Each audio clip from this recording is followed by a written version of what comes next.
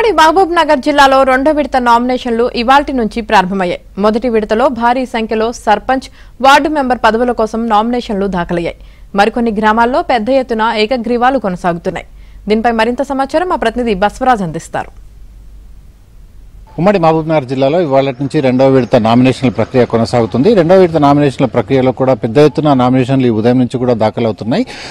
మొదటి విడత మనం పరిశీలించినట్లయితే మొదటి విడతలో పెద్ద ఎత్తున నామినేషన్లు దాఖలయ్యాయి. అదేవిధంగా యునానిమస్లు కూడా అంటే ఏకగ్రీవ ఎన్నికలు కూడా పెద్ద ఎత్తున జరిగాయి. ముఖ్యంగా సీఎం రేవంత్ రెడ్డి సొంత గ్రామమైన వంగూరు మండలం కొండారెడ్డిపల్లిలో మోహన్ అనే వెంకటయ్య అలియాస్ మోహన్ అనే వ్యక్తిని యునానిమస్ గా అక్కడ ఎంపిక చేయడం జరిగింది. గ్రామస్తులంతా కూర్చొని ఏదైతే సీఎం రేవంత్ రెడ్డి అక్కడ పెద్ద ఎత్తున అభివృద్ధి కార్యక్రమాలకు శ్రీకారం చుట్టాడు, ఆ అభివృద్ధి కార్యక్రమాలను కంటిన్యూ చేయాలంటే గ్రామం అంతా ఏకతాటిపై ఉండాలన్న నిర్ణయంతో పెద్దలంతా కూర్చొని అక్కడ ఎస్సీ జనరల్ గా రిజర్వ్ అయిన కేటగిరీలో ఎస్సీ జనరల్ కేటగిరీకి చెందిన వెంకటయ్యను యునానిమస్ గా ఎన్నుకోవడం జరిగింది. వెంకటయ్యతో పాటుగా 10 మంది వార్డు మెంబర్లను కూడా యునానిమస్ గానే ఎన్నుకున్నారు. అయితే యునానస్ పేరుతో చాలా గ్రామాల్లో వేలం పాటలు కూడా కొనసాగిన పరిస్థితి మనకు కనిపించింది. ముఖ్యంగా మహబూబ్నగర్ జిల్లాలోని హన్వాడ మండలం టంకర గ్రామంలో 60 లక్షలకు వేలం పాటలో సర్పంచ్ పదవిని దక్కించుకున్నారు. ఇదే విధంగా జోగులాంబ గద్వాల జిల్లాలో కూడా చాలా మటుకు అంటే దాదాపు 8 మంది సర్పంచులు ఇట్లా అంటే 60 లక్షల నుంచి 80 లక్షల మధ్యలో వేలం పాట పాడి యునానిమస్ గా వేలం పాటలు దక్కించుకున్న పరిస్థితి మనకు కనిపించింది. కల్వకుర్తిలో కూడా రెండు గ్రామ పంచాయతీలు యునానిమస్ పేరుతో దాదాపు 18 లక్షల రూపాయలకు ఒక గ్రామం, అదేవిధంగా 25 లక్షల రూపాయలకు ఒక గ్రామంలో ఇట్లా వేలం పాటకు సర్పంచ్ పదవిని దక్కించుకున్నారు. సర్పంచ్లతో పాటుగా వార్డు మెంబర్లు కూడా యునానిమస్ గానే జరిగినాయి.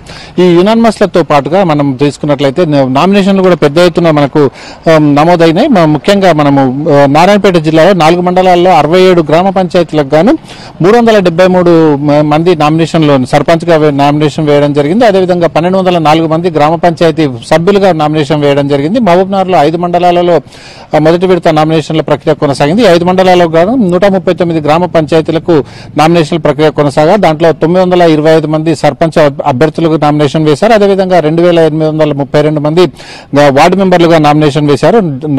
జోగులాంబ గద్వాల జిల్లాలో 4 మండలాల్లో ఈ నామినేషన్ల పర్వం కొనసాగింది. అయితే ఇందులో సర్పంచ్ల కోసం 389 మంది నామినేషన్లు వేయగా వార్డు మెంబర్ల కోసం 1264 మంది నామినేషన్లు వేశారు.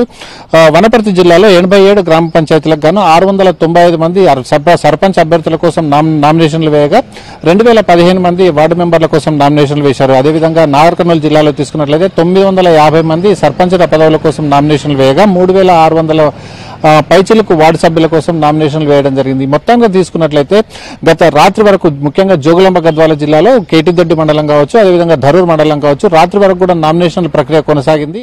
ఇది మాత్రం పెద్ద ఎత్తున అంటే చర్చనీయాంశంగా మారింది. మొత్తానికి ఉమ్మడి మహబూబ్నగర్ జిల్లాలో నామినేషన్ల పర్వం పెద్ద ఎత్తున కొనసాగుతుంది. గత రాత్రి వరకు నామినేషన్లు కొనసాగి రెండో విడత కూడా అదే జోరు కంటిన్యూ అవుతుంది. విడుదల సంతోష్తో బస్వరాజ్, ఏబిఎన్ ఆంధ్రజ్యోతి, మహబూబ్ నగర్.